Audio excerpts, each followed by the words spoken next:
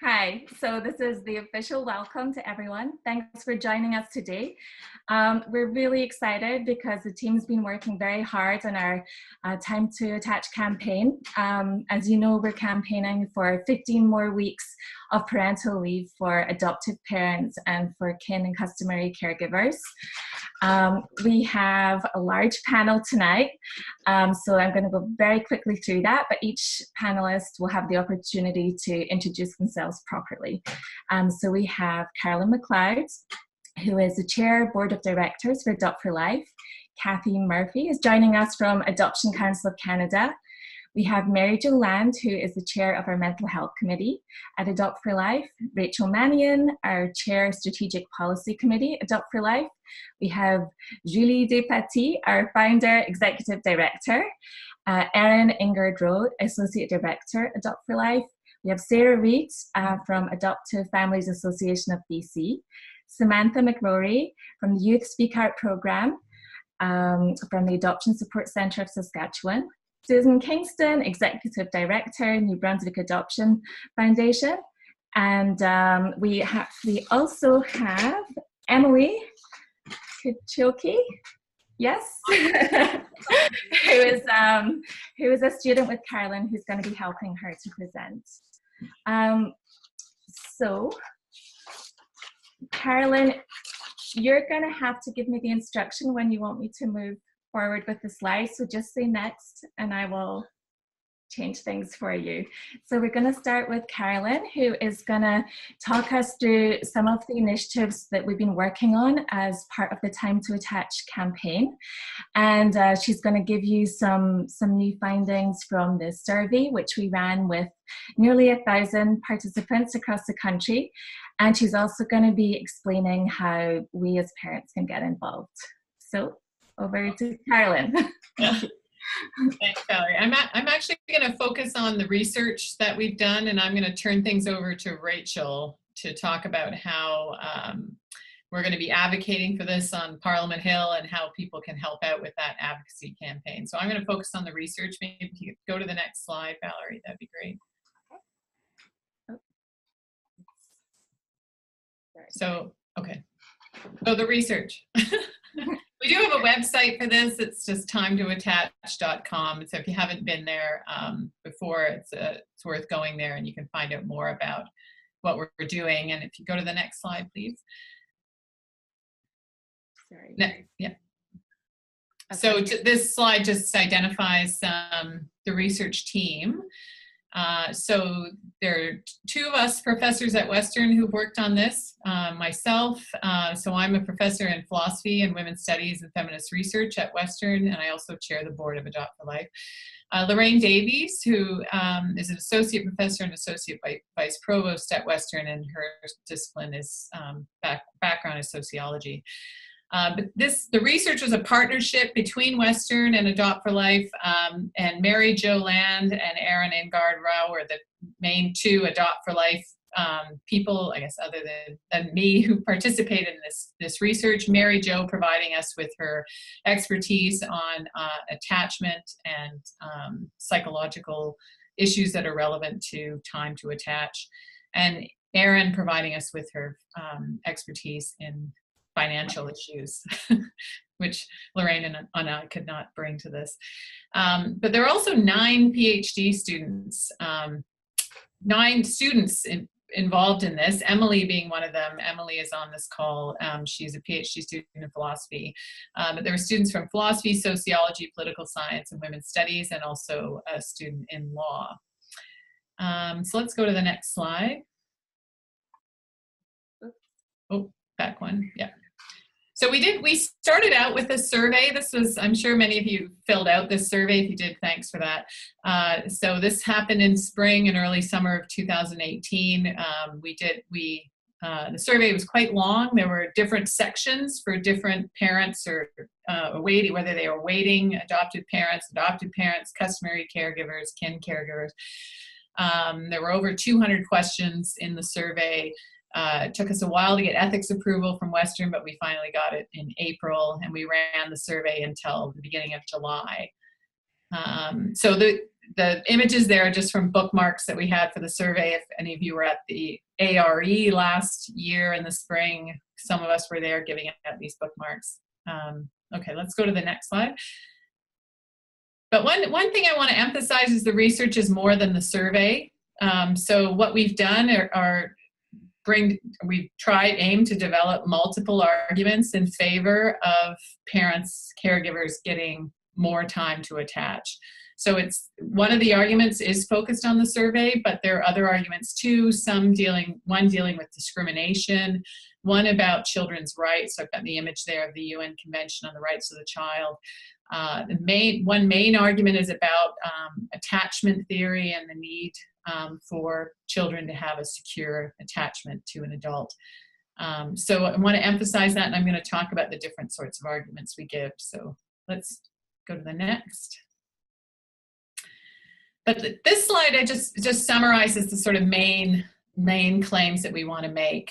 So really the main one is this, that according to the system of parental leave benefits we have right now in Canada, that adoptive customary care equals parenting minus pregnancy and birth.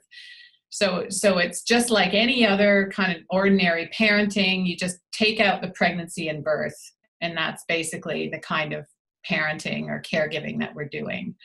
So we argue that just misrepresents these forms of care because they aren't just, any old parenting minus pregnancy and birth, that the system is inadequate for them and that it's discriminatory toward these parents and caregivers. We also argue that it violates the rights of children in care and that it's economically inefficient. So those are the main sorts of claims that we make. And maybe to make it more clear why the system represents adoption and kin and customary care in this way, I'll turn to the next slide and just remind us of what the system looks like.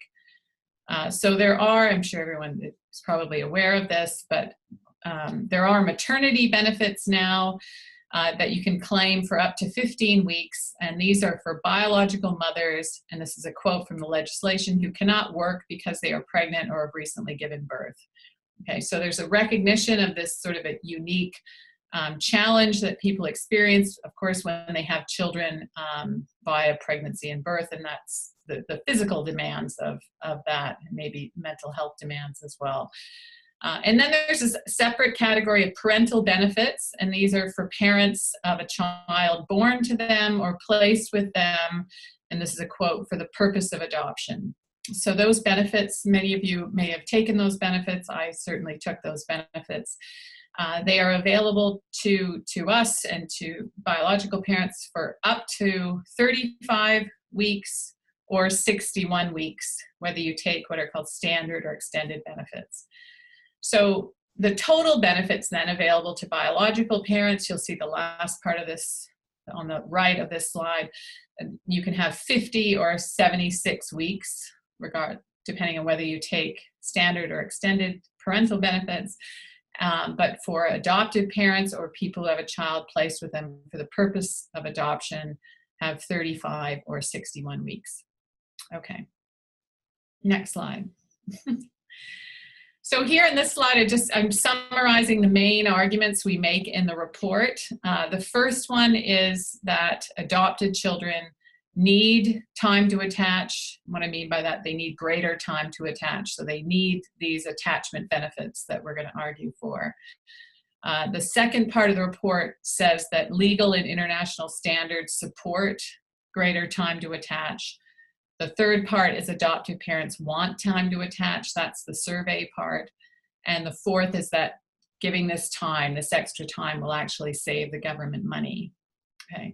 I've just noted here, I mean, one thing we've struggled with the report, and if anyone has advice on this to give us, we'd love to hear it.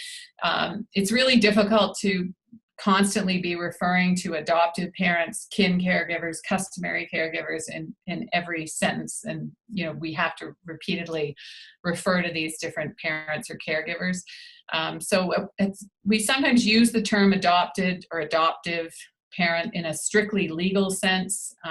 We don't use them as terms of identity. So we know that even some, kin caregivers, for example, who adopt the children in their care still don't identify as adoptive parents. If we use that term, we're not using it as a term of identity, but as a strictly legal term. It's not perfect, but the language around this is tricky. Okay, next slide. Thanks. So this is the first part about children needing this extra time. So here's where we engage with literature on attachment. And Mary Jo is our expert on this, and she can chime in at any point if she wants, but she said I should just summarize it and she can tell me where I went wrong if I did. So we talk about in this part the value of a secure attachment with a parent or caregiver. So there's ample evidence about the need for that and how important that is for a child's social development and their overall health. So children who don't have that kind of attachment and who don't have what's called a secure attachment style can really suffer in terms of their development. Not having that kind of attachment style is predictive of children having low ability of regulating their emotions, of forming close relationships with peers, of being independent, having the appropriate level of independence given their age. It can even affect what's called their executive function or their problem-solving skills. So it tends to kind of radiate into various sort of dimensions of a child's life and can really affect, various dimensions of their lives. So that's well documented in the literature. Also well documented is the fact that children who are adopted or are in care have difficulties with attachment or have what's called attachment insecurity. So there's quite good evidence of that. But at the same time, there's good evidence that adoption or permanency, some kind of permanency plan for a child can serve as a healing mechanism for that problem. They can overcome over time, a child can overcome that through having some kind of permanency plan in place. We were also able to find some evidence that significant progress can be made in that recovery in the first year of placement. So it's not as though, children are just going to completely recover in that first year, but significant strides can be made in that first year, which is important for us in wanting to argue for a full year of parental leave. Okay, so that's a quick overview. Each of these parts of the report are quite long. The report itself is about 40 pages, but we'll move on to the next slide. This section, we talk about legal and international standards. So Canada's, we say, our system of parental benefits, it doesn't measure up to any of the following. So legal standards that exist for avoiding discrimination, international standards for respecting children's rights, and international standards for providing fair parental leave. So we argue using, I think, a very well developed theory of legal discrimination, that there is discrimination here. There have been court cases in the past in Canada where judges have decided that there isn't discrimination within our current system. But they were responding to people who were arguing that adoptive parents should get maternity benefits. And it was discriminatory that they weren't able to get maternity benefits. And that's not the sort of claim that we're making. We're not saying that we're being discriminated against because we don't qualify for maternity benefits. We're arguing that we're being discriminated against because the unique challenges that we face are not being acknowledged in this system, whereas the unique challenges that biological parents experience are being acknowledged through maternity benefits. So I hope that makes sense, but I can talk about it a bit later on. The second part about children's rights is something that Emily focused quite a bit on, and she can speak to maybe answer questions about that later. But what she really focused in on is the UN Convention on the Rights of the Child, and how our current system actually doesn't allow us to live up to our commitment as a signatory to that convention.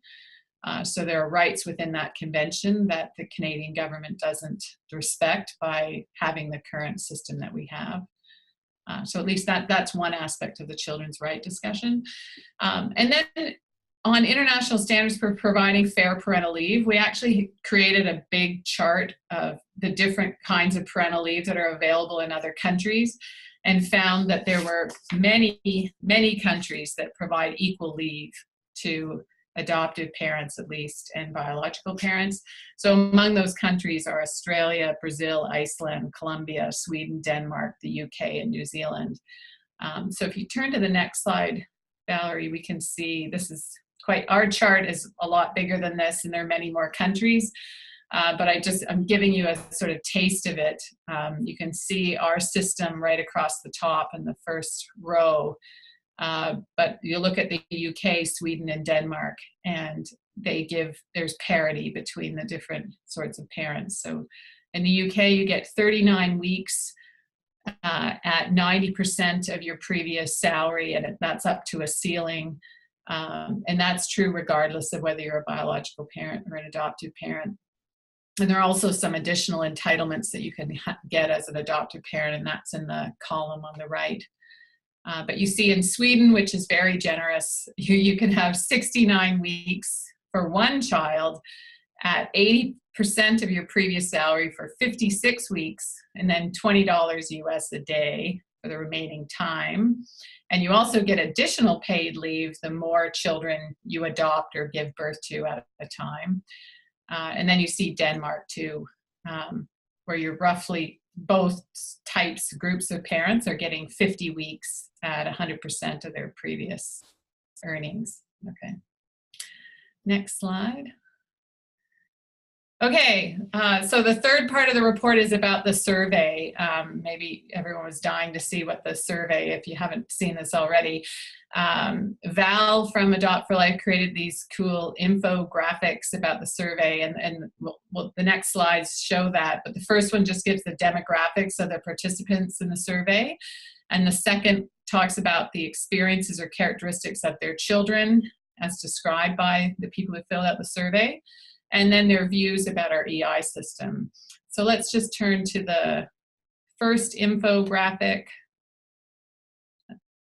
So hopefully that's clear. So we did have 974 responses. We actually had over 1,000, but some of them we had to exclude because they weren't filled out enough. We had representation from almost every province and territory. We did not include people from Quebec because they have their own parental benefits system. So we asked them not to fill out the survey. We also did not get a response from the Yukon, but most of them came from Ontario. In terms of the types of caregivers who responded, most were adoptive parents. We had 187 awaiting parents, 83 parents who identified with multiple categories, types of caregiver there. Kin caregivers, 59, and customary caregivers, 7. So those numbers on kin caregivers and customary caregivers are not very high. We can't conclude a lot from the survey about those groups. But one thing about them when it comes to their views on the EI system, if you keep those caregivers in, kin and customary, or exclude them, basically the percentages are pretty much the same in terms of whether people agreed or disagreed. Okay, so next slide. We did ask people to identify certain characteristics of their children, and these are just a list of those characteristics. So by type of parent, whether their child experienced significant sadness during the transition, whether they have mental health challenges or mental health diagnosis, different language of origin, openness agreement. So these are all indicative of what we think of as characteristics that can add to the challenge involved in transitioning a child into your family, and can be in addition to the need to form a close attachment, the child to you and you bonding to that child. So these factors just make things even more complex. So let's move to the next slide. So in the top left-hand corner, we just see how many people identify their children as having multiple characteristics of those sorts of challenges on the previous slide.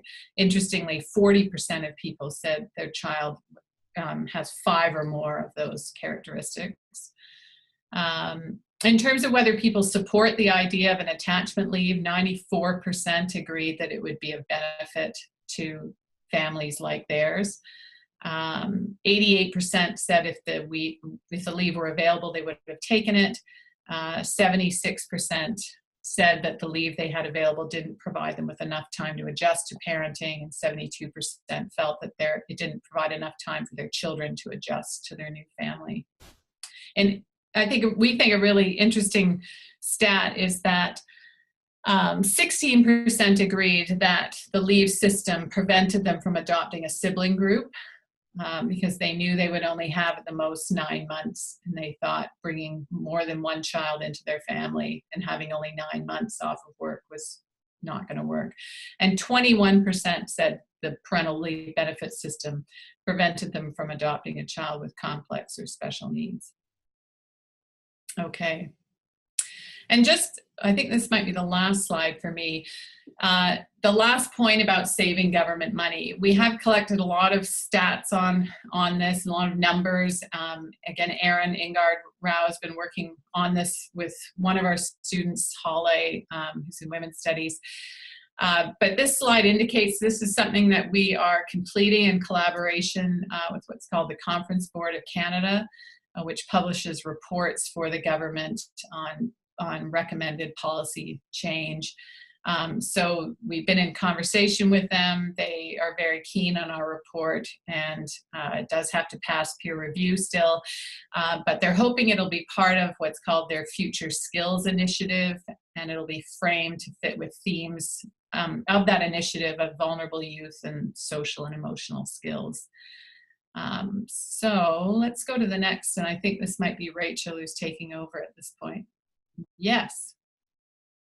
Thanks very much. Well, I'm Rachel. That was too much talking.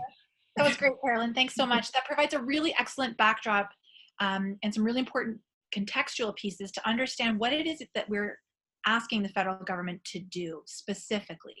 So based on the research that Carolyn and Emily and Halle and everybody else undertook, there are a few specific asks, but essentially what we're asking for is for the parental leave benefit to really be extended. And it's not that we're asking for a bigger parental leave benefit per se. What we're asking for is an additional leave program called attachment benefits that would last for 15 weeks to bring us in parity with maternity benefits that we would be able to access on top of parental leave benefits. So this would be able to be used by adoptive parents and by kin and customary caregivers where the intention is for them to provide permanency or a permanent living situation for their children. If there's more than one parent, it would be available to either parent. That's a bit of a contrast with maternity benefits since they're only available to the birth mother. Like maternity benefits, it would extend the availability of that leave for before and after the date of placement. So it would, ideally, it would start 12 weeks before placement, or you'd be able to avail yourself of that program 12 weeks prior to placement or up to 17 weeks after the date of placement. This can be really helpful if you're adopting an older child and there's a summer vacation in the mix or something like that. Or a variety of other circumstances. So we're sort of asking for that similar flexibility to the current maternity benefits program. And we're not asking for a different rate than any of the other programs. So as Carolyn pointed out on her big chart that we saw earlier, that's about 55% of your salary. And there are various parameters around that. For those of you who've taken advantage of parental leave or of maternity and parental leave, you'll recognize some of those same numbers. So this is, these are the key elements to what it is that we're asking for. So while it looks like we're asking for many different things, we've added these parameters to make sure that it's really consistent with the existing programs, to make it a relatively straightforward policy to understand and to implement, because it would follow a lot of what's already being done for biological families, I should say, not already being done for adoptive families. Valerie, can you please forward the slide, advance the slide? Thanks very much. So what we have here, this is what the new system would look like. And we saw earlier, Carolyn presented a slide that did not have the attachment benefits piece in there.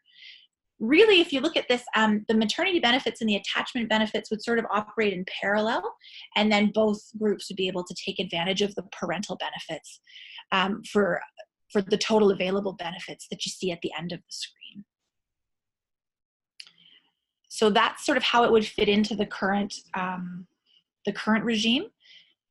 And then I'm going to explain a little bit more about what we're doing in terms of some advocacy to bring this to the attention of the federal government and help them understand the need for this program and how it could fit into what they're currently doing. Could you please advance the slide, Val? Thanks very much. So last November, Adopt4Life came to Ottawa, which is where I live, and met with a bunch of government representatives on Parliament Hill. They had a great series of meetings. They got a lot of traction on social media. This is one of the specific photos that was tweeted. You see Kathy in the middle there from the Adoption Council of Canada. We have a bunch of folks from Adopt4Life, including Julie and Aaron, and Carolyn's in there as well.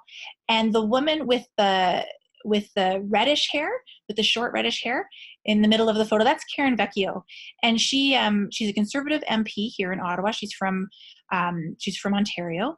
And she was really interested in what we had to say. So following the actual advocacy that took place on the Hill, she took it upon herself, which was really fabulous, to make some comments in the House of Commons during question period right at the beginning of December. And I wanted to embed the video in here, but I wasn't able to do that. So if you're curious to see it, she has it on her YouTube channel, and I believe we also have it on our Time to Attach website, so it's pretty easy to find. But one of the important things that she called for was for all party support of what it is that our community is asking for in requesting attachment benefits. So we were really happy that that statement was made in the House of Commons, and it's forever memorialized in the Hansard. If that's something you would like to look up on the website, that's there for you as well. So since this time, we've also tried to take advantage of some of the other avenues that the federal government makes available for people who want to convey to them some of the policy changes that they're looking for. So one of those examples would be the federal pre-budget consultations that the Ministry of Finance is undertaking right now. What they do is they open it up for folks to have their say, to send an email, to send a letter, to fill out a survey this year. They have a variety of different ways that you can engage. And so Adopt4Life put together a pre-budget submission outlining much of what Carolyn was describing earlier, and also contextualizing how beneficial this program would be to many of the objectives of the federal government currently, including supporting seniors, ensuring that the healthcare system is responsive to people's needs, and that people are able to take advantage of good jobs in the workforce. So we outlined many of our arguments as to how this would support a lot of those objectives, and that's available on our Time to Attach website as well if you're curious to read it. That might also help you get a sense of what it is that we're asking them to do. So part of the idea of tonight's webinar is to give you a sense of what we've been up to and where we're going with it. And we've also put together some really important language around that. So if you would like to check out any of these resources, please do. That's why we've shared them with you on our website. And if you have any specific questions, of course, you can always email us. There are also many other opportunities that will arise as we move closer to the federal election this year, which will be in October. And so as those opportunities arise, we're happy to keep you posted. And if you have any interest in getting involved, of course, as I said, don't hesitate to reach out. Val, could you please advance the slide? Thanks very much. This slide, what we wanted to do is give you a couple of options in case this is something that you're interested in engaging in. So if you look at the first image there, one of the options is, of course, to always write to your member of parliament. That's what they're there for. They're keen to hear from their constituents and what it is that they can do to support their constituents. So if you go to the website that's listed there, and you can see we've outlined, we put a big circle around the search field there. And even if you just type in your postal code, if you're not sure who your MP is, if you type in your postal code, it'll tell you who your MP is, and then it'll send you to information page where you can find their phone number, their address, their constituency office address, their email, and all those kinds of things. So if that's something you're interested in doing, that's how you can get that information and let them know how you feel about this project. One of the other options for you to become engaged with this, and I know Val's going to speak a little bit more about that later tonight, is to share your story. To share your story about what attachment leave might have meant to you if you'd been able to take advantage of it, or if you're somebody who's thinking of adopting or becoming a kin or customary caregiver, what it might mean to you in the future and how it might improve things for your family and your children. So this is part of an ongoing campaign that Val's going to explain shortly. And then the other option, you'll see there's an email address. That's the Strategic Policy Committee's email address. You can always write us. I get all those emails. I'm more than happy to read them and write you back and talk to you about what might be helpful for you, to how you might be able to engage in what we're up to, and make sure that your voice is heard in the context of this campaign. We're a reflection of our community, and we're strong because of our community. So if you have any skills that you want to bring to the table, or if you don't even think that you have any skills that you want to bring to the table, and I'm sure you do, please feel free to drop me an email, and we can find something where we can collaborate together. So at this point, I'm going to turn it over to you, Val, and let you tell them more about our campaign. Thanks very much. Thank you, Rachel, and thank you, Carolyn. So on Adopt4Life throughout February, we're running blog posts, and we're sharing all your stories about what it was like, particularly in the first year when your kids joined your family. What we're really looking for is to represent adoptive families and kin and customary caregivers across the country. We want to show everything that we have in common in our experiences, but also how unique each family is, all the types of challenges that are coming up. And we really want to get that message out, because we feel that one of the fundamental problems is that people just don't realize that when the child is matched with a family and when the adoption starts, that's not the happy ending. That's the beginning, and that's the beginning of a whole process, as we all know, where you're helping a child to get used to a new life where everything has changed, and they're grieving and they've experienced losses, and they're trying to learn to trust you. So it's something that's very well known within our community, but we want to make sure that everybody understands that. Don't worry if you don't feel like you're a writer. I'm an editor, and what I've found with the blogs that have come in so far is that people are speaking from the heart. It's very easy to write about something that has dramatically affected your family, so just get it out, send it along, and then we'll work together to get all your stories up. We'd also love to hear from older children, older adoptees, who can think back and reflect on their experiences if they moved into your home at an age where they could understand and where they had some memories of their history. And we'd love to have more stories from grandparents, aunts, uncles, kin and customary caregivers, because their experiences come with their own set of unique challenges. So please keep the stories coming. And when you see our stories posted, they're going to be going up on Facebook every other day and on Twitter. Please feel free to share those with your networks as well. We really want to get these stories out from not just within our community, but out to all of Canada, and help people to understand why the Time to Attach campaign is so important. If you're not already following us on Twitter, you can find us at the tags we have here. So at Adopt4Life with the number 4, ON, at time_to_attach at Western U, and at Adoption Canada. And when this webinar is over, I encourage you all to go onto our Facebook page, and you'll find there the time to attach frame. So we've all been adding it to our profile pictures. It's a great conversation starter, and it gives people a chance to see just how much support is out there for our campaign and to start the conversation building. So I think that it's time for us to move over to questions. I'm wondering, so please use the Q&A box and get those questions coming in. And I'm wondering if, just to start things off, we could quickly go through our speakers, and if you can give just a very brief introduction to who you are and what your role has been in the campaign. So we've already heard from Carolyn, but maybe you'd like to give a quick few words about what you've been doing.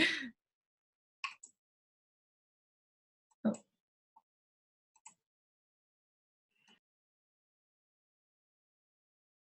Carolyn, you'll need to unmute, dear. Sorry, I muted myself. I should never mute myself. I never put it back on. Sorry. So yeah, I mean, I've been with Adopt4Life since it started, and this has been an issue that's been on the table, you know, ever since the beginning, and you know, something in a way that we think is a bit of a no-brainer that the government should clearly make this change. So we think other changes need to be made, but this seems like, in a way, a kind of straightforward one, although I'm sure it'll take some time. So yeah, I am an adopted parent, like all the board members at Adopt4Life, or almost all of us, and I do research on ethical issues around assisted reproduction and adoption. Thank you. Okay, so next we have Sarah Reed. Would you like to say a few words about yourself and how you came to be involved with the campaign? Yeah, so I'm here representing the most western part of Canada. It's officially nighttime. And we've been involved during the consultation phase of this project and helping to promote the survey to BC residents. And we're really looking forward to the opportunity to help promote it on this side of our beautiful country. Thank you. And next up we have Emily Kachoki. There. As Carolyn said, I'm one of her students. I'm working on my PhD in philosophy, and for our research, I focus mostly on children's rights and how we can protect those rights by supporting children's healthy development through secure attachments. As Carolyn said earlier, I appealed to the UN Convention for the Rights of the Children, and I also looked at some of the philosophic literature on children's rights. Thank you. Next up, we have Rachel, who you've already met, but maybe you can tell us a little bit about how you came to be involved with the project. Absolutely. Thanks, Val. So I'm a lawyer by background. I also used to work on many of the issues that Carolyn focuses on, having advised Health Canada on assisted human reproduction law. But currently I work in public affairs, so I spend my days helping folks understand government policy and figuring out the best way to navigate it and convey whatever it is that they have to say to government. So when I got the survey from Adopt4Life, I was very excited to take part, and I reached out just to see if there was any need for some support in terms of maybe a more sort of organized and strategic advocacy around this issue. Thanks very much, Helen. Thank you. We're going to skip over Catherine, who was here for tech support mainly. And next we have Kathy Murphy. Thanks very much, Val. So I'm here representing the Adoption Council of Canada. I am also an adoptive parent, and our children are now 27 and 22. We were also foster parents, and definitely identify with the high need to have an additional 15 weeks of attachment benefits. So very excited about the campaign and joined as a partner in the fall, and looking forward to more representation on the Hill with all the members. Thank you. So next up we have Mary Jo Land. Oh, hi, I'm Mary Jo, obviously, and my role in this has been to be sort of the attachment consultant. That's mostly what I do in my work. I'm also an adoptive parent. and spend most of my time working with children as they move through the various stages of their experiences, perhaps being in the child welfare system and moving through foster care and into adoptive families at times or home at times, but how we connect, maintain those important attachment connections in the best way possible for the children. Thank you. And next up we have Julie Despetit. Good evening, everyone. It's actually wonderful to have many of you, and I'd like to thank you for taking the time and joining in to listen and hopefully taking part of our campaign.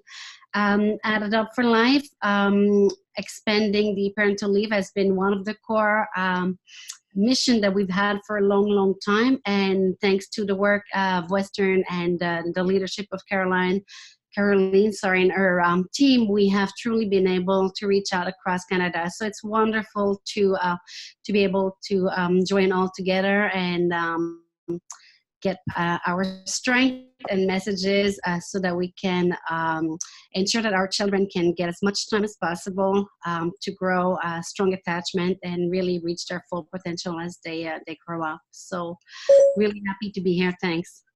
Thank you. And next up, we have Erin Ingerdo from Adoptive. Hi there. So as has already been mentioned, this issue has been one that's been raised since Adopt4Life's inception, really. And I know personally as an adoptive parent, I would have taken advantage of extra time to be with children. As it turned out for our family, I chose to remain home and not go into the workplace once they came for a considerable number of years because of the needs of our children. And I was invited to be on the project because of my finance and business background. And through the work that Holly's been doing, in particular research, there are a lot of compelling economic arguments related to the social impacts when children remain in care or return to care and age out of care. And so really hoping to showcase that with the government, and looking forward to working with the Conference Board of Canada. Thank you. And last up we have Suzanne Kingston. Hi, I'm so happy to be part of this. It's you know, it's impressed with watching how you guys have really pulled all of this expertise together to create such an effective message. And, you know, we've been involved in helping promote the survey and not so involved in this end. So I'm glad to kind of, you know, get involved a little bit more deeply at this point. I think too, my thoughts about tonight are watching how you pulled this all together is certainly, I think there's a lot of optimism in terms of how effective this campaign will be. But not only that, I think you've created a model for a whole bunch of other issues that impact care and kids that need to be adopted and adopted families. So I feel like, wow, if you've built something that we can do this with, but we can do a whole lot more. So I'm really happy to see what you're doing, and well done. It's pretty inspiring. Thank you. Thank you. Okay, so we're going to get to our questions now. Our first question comes from Kevin, and I'm just going to put in another request. When you're asking a question, let us know where you are watching from tonight. We'd love to know if we have people from across Canada. So Kevin would like to know, first of all, has it been brought forward as a private member's bill by any MP? I could respond to Okay. that. So there actually was a private member's bill. It was Bill C-413. It was called an Act to Amend the Employment Insurance Act and the Canada Labour Code, Extension of Benefit Period for Adopted Parents. And this was brought forward in the past, and it died on what's called the order paper. Rachel could probably explain that better than I could. But we're actually, when we recommend how the legislation needs to change, because there are two pieces of legislation that need to change: the Employment Insurance Act and the Canada Labour Code. We're actually going to look to that bill, which was proposed in the past, and just use some of the language from that to say what needs to change in the legislation. So there isn't currently a private member's bill, but there was one in the past. It just didn't go through. Okay. Does anyone else want to speak to that, or should we move on to Kevin's second question? Good. Okay. So if the government set up a system to strip maternal rights from the adoptive parents and reserve them for birth mothers, would the government live up to its duty to advise birth mothers of their maternal leave allowance for birth recovery? If not, is retroactive compensation due to these mothers, as well as an apology? Big question. Would anybody like to take that one?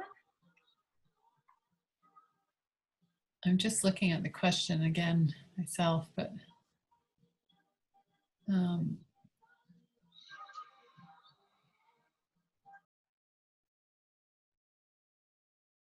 anyone want to take a stab at that? I'm not sure I fully understand it. I'm not sure, Kevin, what the practice has been and what the practice has been across the country or across different regions. But that, because of how the maternity benefits is structured, it's available for any woman who's given birth. So it's available for birth mothers, it's available for surrogate mothers, and I guess anybody else who will fall into that category. But in terms of the actual practices of CAS or any other agency or private practitioner that they're working with, I'm sorry, I couldn't speak to that. It's an excellent question. It's very broad. I'm not sure maybe if Kathy has some perspectives on that in terms of what happens across the country, but it is an excellent question. So I think it's fair to say that many of the children's aid societies have individual policies, and so definitely I would recommend speaking to the child welfare agency that's in your region to ask those specific questions. It's a great question. I don't have the answer either. Okay, thanks. One last point, and this is something that's come up actually from a lot of our parents in the blogs already. So many union top-ups of benefits, nurses for example, are only available on maternal portions of leaves. National union should be approached to recognize the importance of attachment leave and allow top-ups for that time. That's a great point. Yeah. Kevin, if you're connected with any unions where you may want to start having this conversation, feel free to get in touch, and happy to talk you through what that might look like, or talk about what your experience has been so far. But that's an excellent point, and looking at employer policies and in that case union policies and how the top-up might be extended as well is an excellent topic for discussion. Thanks for raising it. Okay, we have a comment here from Dawn, more than a question, and she's talking about how excited she is about the campaign, and how she felt that when she first adopted in 2011, her daughter wasn't anywhere near ready for her to return to work. She was 12 at the time, and she's adopted again. Her 11-year-old daughter is already stressed out about her returning to work. It's breaking her heart, and she's saying that she would love to advocate for this, and she strongly believes in what we're doing. Wonderful. Okay, let's see the next question. What are the next steps after the campaign?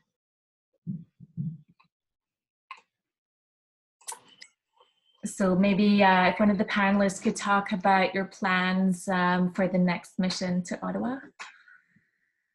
Happy to talk about that. I'll just jump in. So we are planning another trip to Ottawa later this spring. And if anybody's interested in coming along, again, send me an email and we'll talk about what that would look like. It'd be great to have some more representatives here in Ottawa for that. So as I was mentioning earlier, there are all kinds of different moments where the federal government invites input from the public. And so while we've taken advantage of the federal pre-budget consultation process, there's also an upcoming election, a federal election, and we may be looking at doing some engagement in that context.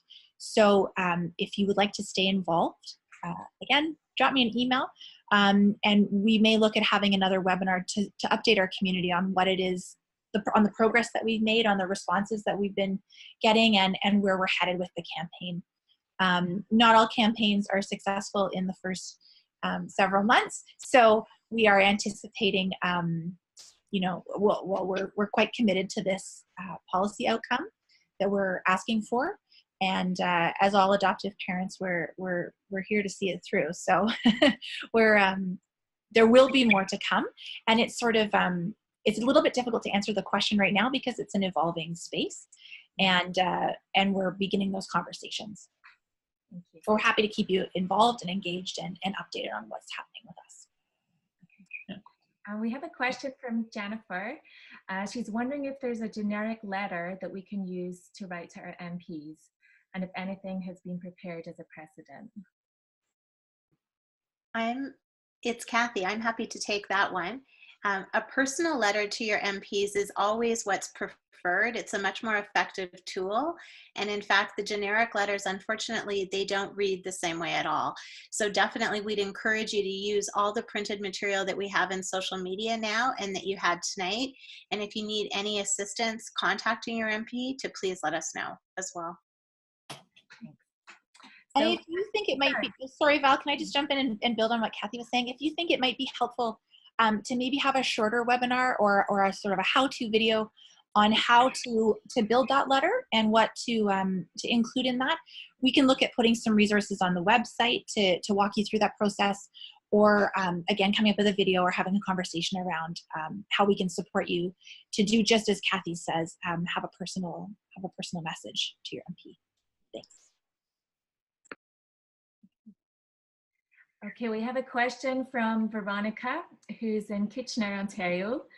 And she's asking if this benefit would be a universal benefit, i.e. not tied to employment. So she is not eligible for EI, and that's why this is of interest to her. That is a tricky one. Yeah, I mean, it's certainly true that obviously not everyone is eligible for EI, and there have been some. There was a nice report put out by another group, not the Conference Board of Canada, but something similar in Ottawa, about how parental leave benefits in Canada should be available to everyone and not just people who qualify for EI. I mean, that's something we haven't taken on with this because we kind of see it as a separate issue. Again, I think we're quite supportive of that idea that everyone should have parental leave benefits of some kind, but that's not something that we've got in the report at this point. Yeah. So we have a comment here from Dawn, and she's saying, I guess it would be too optimistic to hope that the government would provide the attachment leave after the fact, meaning after we return from parental leave. So retroactive attachment leave. I guess we need to get the attachment leave in the first place. And yeah. Okay. But we could also invite you to write on that topic. Many people are writing, saying we adopted a child and we were okay with the 35-week, but now that our child is growing, we would like to have the 15 weeks because our child is in a phase that they really, really need some help. So, I mean, we cannot pitch it right now. Definitely not. That's not part of the ask. But if we can build a story around this and just share the information, and who knows where it can lead us. So, and this is Julie, by the way, from Adopt4Life. Yeah. One thing that we did hear from the MPs that we met with is that we shouldn't, we should aim to try to remedy the inequality that exists, but not create a new inequality by basically asking for more than what biological parents get now. They thought that, that we just would not get a very good reception to that. So really the ask that we have is framed in part in response to the conversations we had with MPs in Ottawa in November. And we did meet with quite a number of them, I guess probably about 12. Is that right, Julie? 9 in person and then some over teleconferences. So Yes. So maybe tell us a little bit about how that went and how you managed to get the message over in the first time that you went to Ottawa. A lot of work went into that by Rachel and Julie.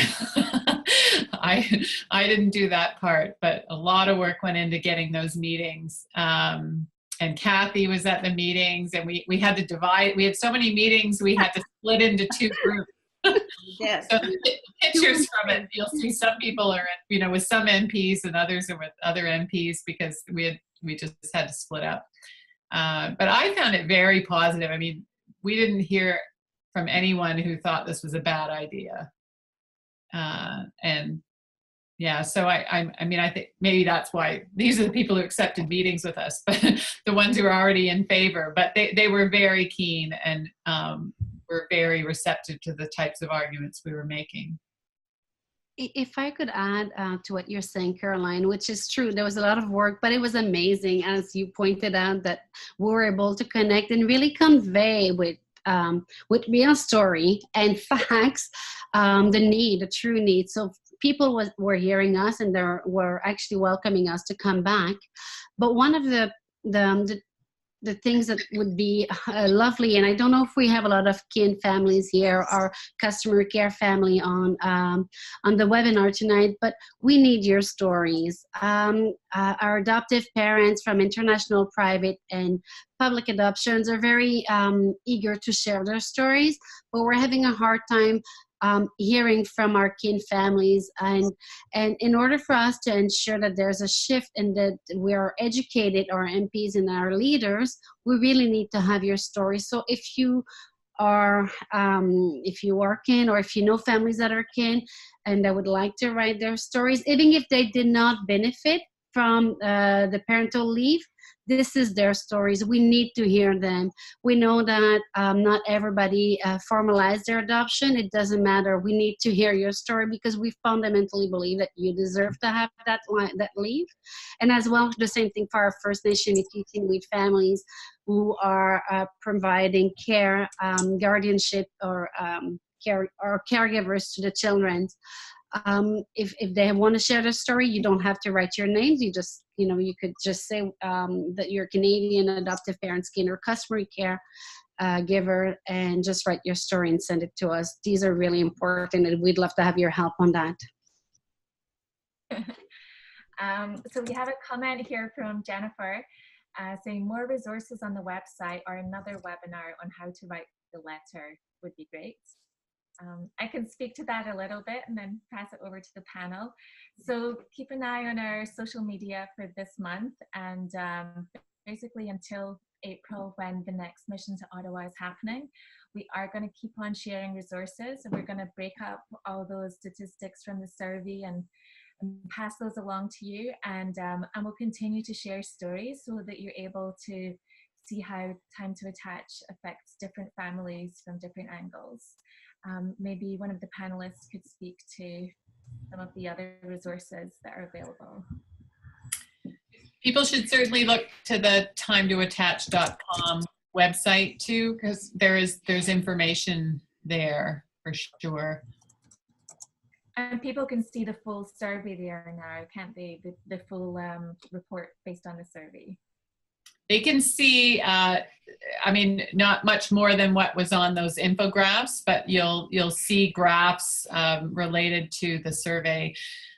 So, I mean, as people know, if you filled out the survey, there were open-ended questions that people were asked to actually write, about their experience. And we're hoping to pull quotes from those and use them in our report as well. So it's not just, statistics and numbers and graphs, it's also people's actual words of what they experienced. So that those will appear in the report as well. but we don't have much more to give publicly at this point than really the kinds of graphs that you saw. But look on the Time to Attach website, and you'll click on the survey button, and you'll find more information there. And we can definitely explore providing some more tools so that they're available when you're available on the Time to Attach website. That's something that we'll take back internally and talk about what might be the most effective way to deliver that to you guys. Yeah, and I think there's a happy medium between having a template which is so generic that it doesn't feel authentic to, we can provide a few points that you might want to bring up and leave lots of space for you to personalize your letter and to add your experiences, because I think that's what really gets politicians' attention. It's less the statistics and it's more these lived experiences. I have a question for Julie. What can awaiting parents do? How can they get on board? Because this is going to help them. But they may not have the same stories to share at this point. Yeah.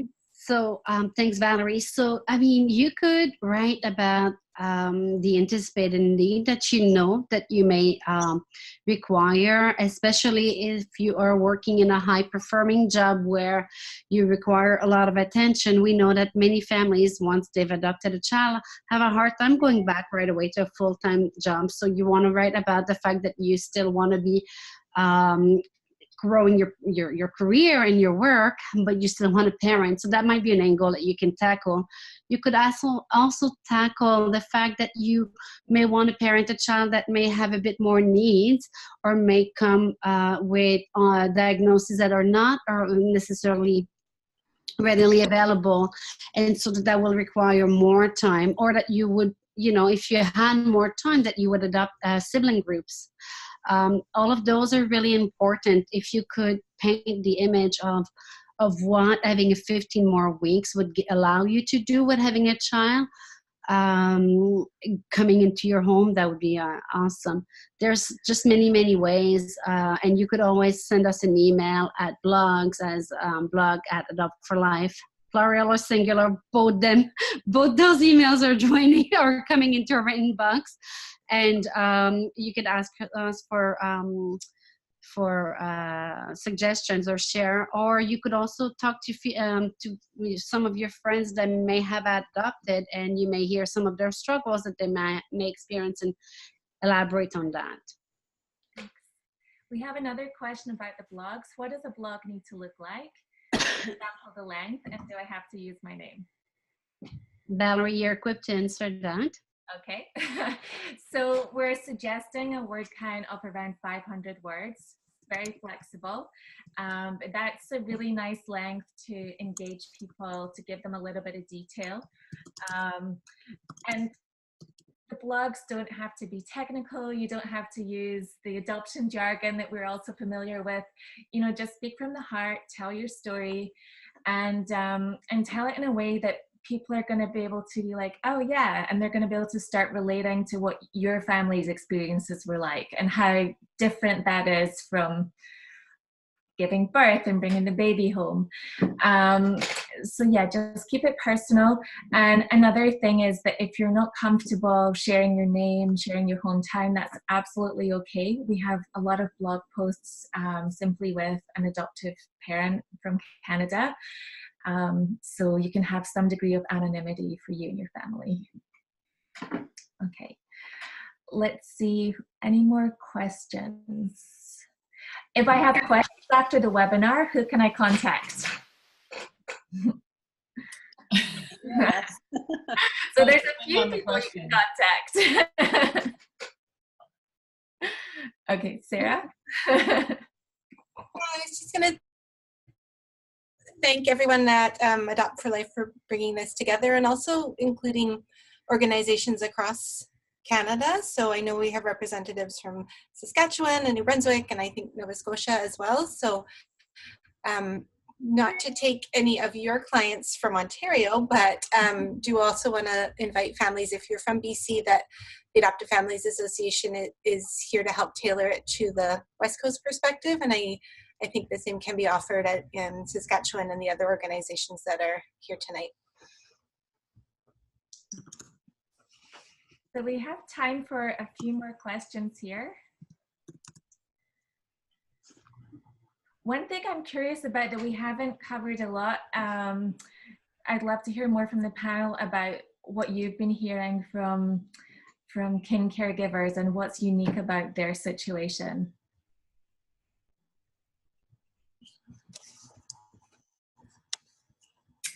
Yeah, I mean, as I said, we did have some kin caregivers respond to the survey. I think looking at their open-ended answers, so that what they wrote, and that the people who've done that in our research team is actually large, as I've noted. There like 12 of us or so, and the 2 people who worked on the survey data are not actually on this call, so they are the people who could be best able to answer that based on the survey.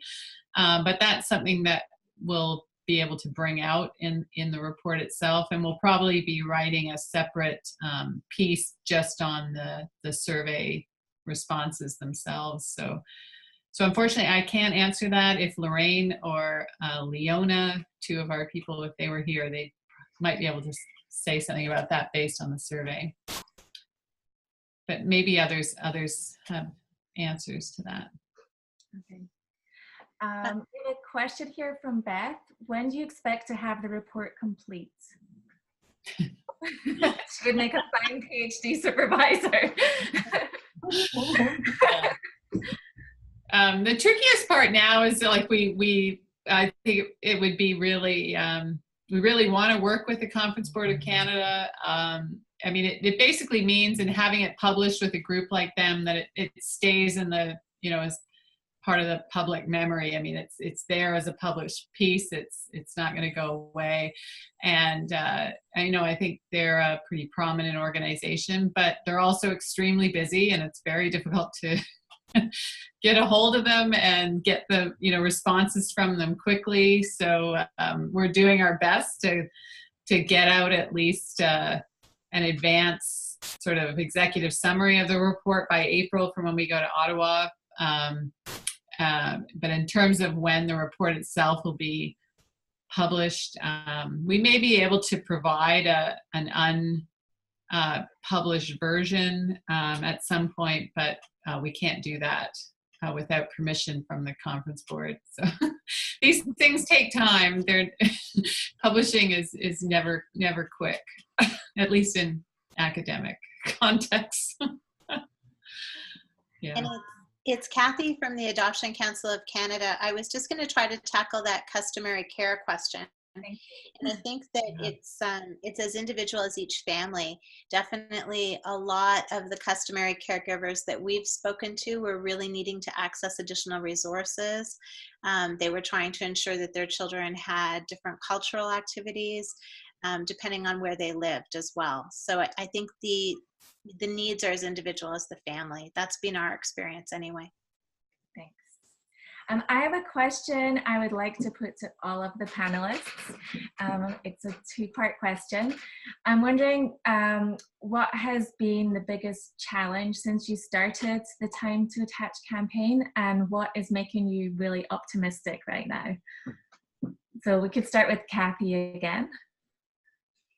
Oh, thanks, Val. So what's been very exciting is just the momentum not just from our team, but the momentum right across Canada. And that's been so exciting to be a part of.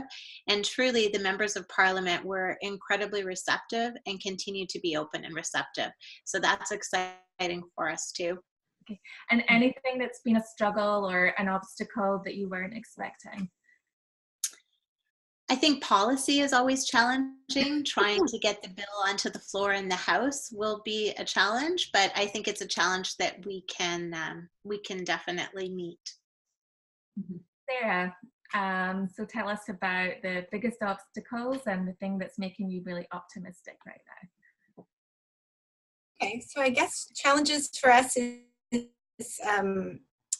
explaining the campaign and all its excitement to families that won't be able to see the benefits necessarily, at least for the adoption that they're currently working on. But having been with this organization for a decade and knowing the history for the previous years we've been around, that we've seen a couple of rounds of similar legislation move forward, but not through this lens and not necessarily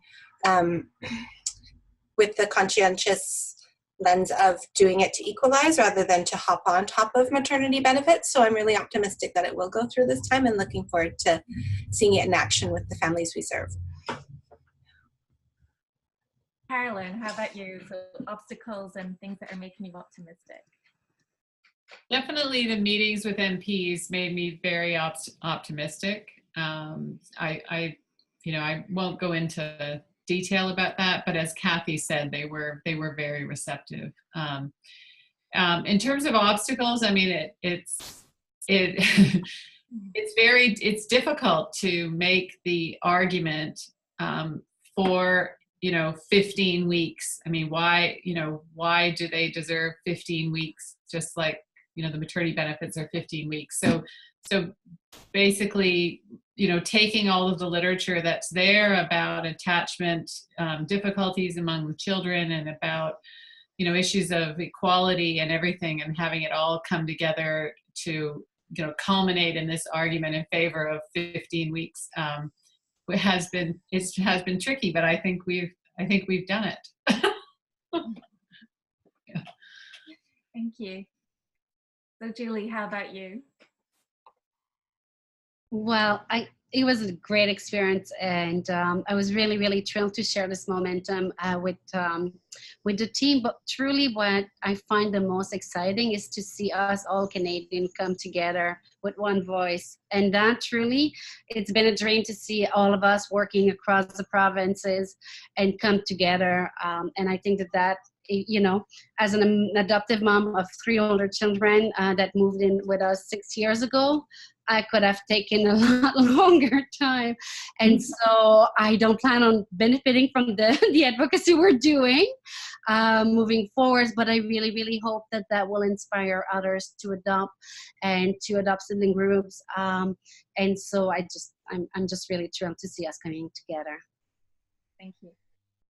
Rachel, so what have been the obstacles for you, and what is making you optimistic about our campaign? I'm going to start with what's making me optimistic. I have to say, it's a real joy to work with people in our community, to work with Julie, who can put everybody together, and Erin, who can keep us on track, and Carolyn, and her whole research team, Emily and Nicole and everybody, and their really keen eye for what is the argument, what are the facts that we're looking for, what is the evidence telling us, are we going in the right direction? This is a really wonderful team to be part of, and it's a wonderful community to be part of as well. One of the things is just trying to fit everything in. This is a very busy year here in Ottawa, and I think it's going to be a really exciting year.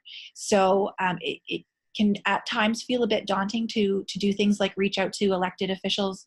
And the more that we do it and the more that we try it, the more our message and our unique stories and perspectives will really shape how people see this issue, and we'll end up with a policy that actually reflects what we're looking for. Thank you. Mary Jo, would you like to tell us a little bit about what's been difficult and what's getting you excited? Well, I think for me, what's I don't necessarily just mean about this campaign or being part of this initiative.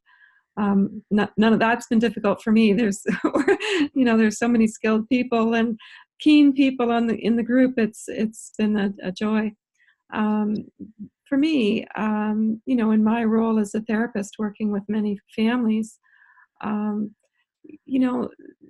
we look historically, the government, in all its wisdom, made a change that back in, I think it was 2004, but I could be wrong about that the children would not stay in foster care, and that they would become eligible for adoption even if they were not babies. And so, that there had been way too many children in foster care. And so, for the first time ever, really, many children who are much older than the usual were being placed for adoption, and sibling groups were being placed for adoption. And really, that the difficulty of that was grossly underestimated. And families really, really struggled. And one of the things that would have really helped, because forming an attachment takes longer and it's much more difficult the older the child is, and of course the more placements that the child's been through. And many children in foster care, the average stay in foster care in Ontario was 18 months. So if a child's been in care for many years, likely they've had many moves. And so this makes it much, much more difficult. And I feel that the government really let those children down by not adequately supporting foster or the adoptive parents in many, many ways. And this is one of them. And so I'm really hopeful, because this is just right. It's just right. And I have to believe, because I guess I'm a patriotic enough Canadian to think that our government will do something that is so right, and just do it. And there's nothing politically partisan about this. It's just about kids and families. It has nothing to do with party platforms, or there's no reason why every party, every member of parliament couldn't support this. So I feel very hopeful that because it's so right, it's nonpartisan, just should get passed fairly easily if it can get in front of up there for a vote. Thank you. Emily. I'm just going to unmute you. Did you say me? Yes. Oh, thank you. Well, I myself am not a parent, except to this little one.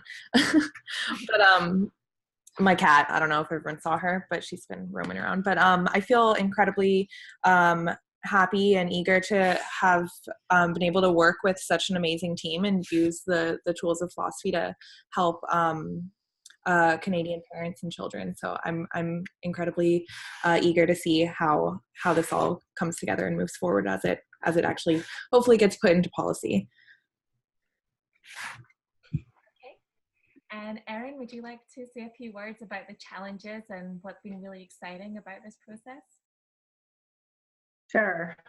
I would say probably one of the biggest challenges, and I don't think it really is that surprising one, has been gathering statistics from the provinces in order to estimate the cost of implementing this recommended attachment leave and the numbers impacted. And I have to say right now, once again, Kathy, thank you so much for taking the time and outreaching for us and using your connections, because we wouldn't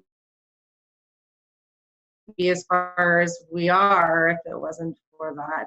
And in terms of excitement, it's, as has already been said, so exciting to see everyone coming together across the country. But more than that, I think it's just so exciting to see evidence-based research being done to back this ask. And so thank you so much to the students and to Western University.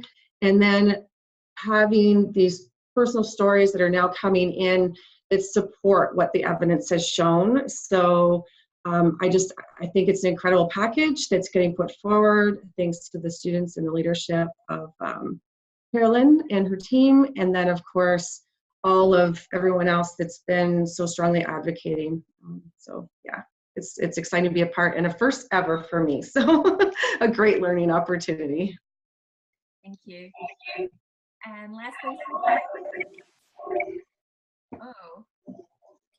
Uh-oh. Dan? Hello. Can you unmute yourself? Was that me? Oh, okay. I think one of the challenges, and it's finding the time and energy to make sure this is at the top of the list as often as it can be, because we're all, I'm imagining for adoptive parents, finding time to figure out a way to make, jump in and be part of this. along with all the other demands and crises and things that happen. So, and then even as a staff person alone too, like figuring it out, right?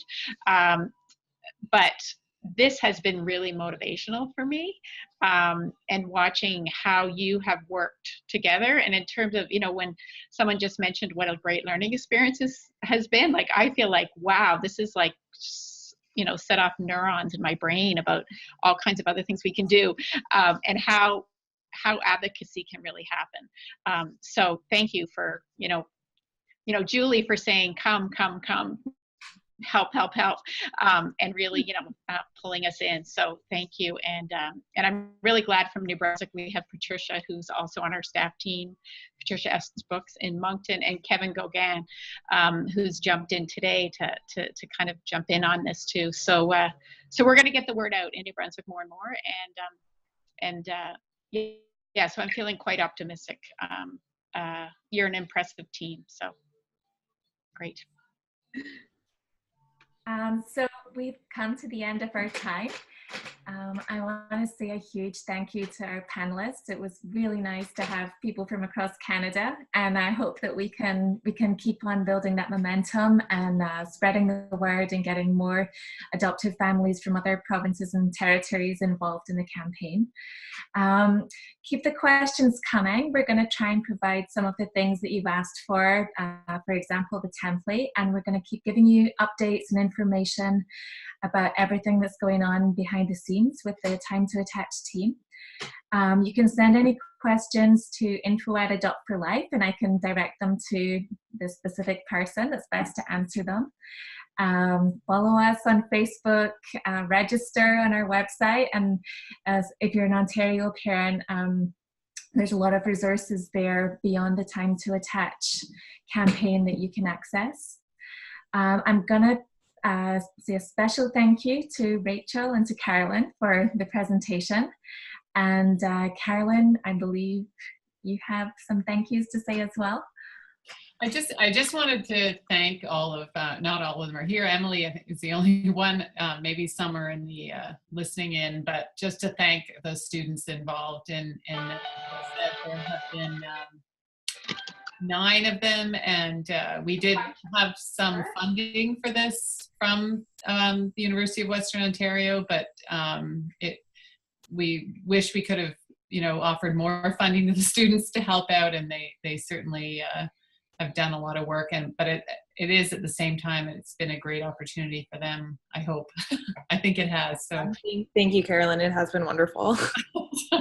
So thanks to them. They've done a ton of work. We have reams of work, and as Suzanne said, I think we could use a lot of the research we have for other purposes. It really does extend to other issues and challenges that our families face. So thanks to them, and thanks to everybody who's been involved. Yeah. Thank you. Okay, so we're going to wrap up here. Keep the questions coming and keep the momentum going, and we'll keep in touch.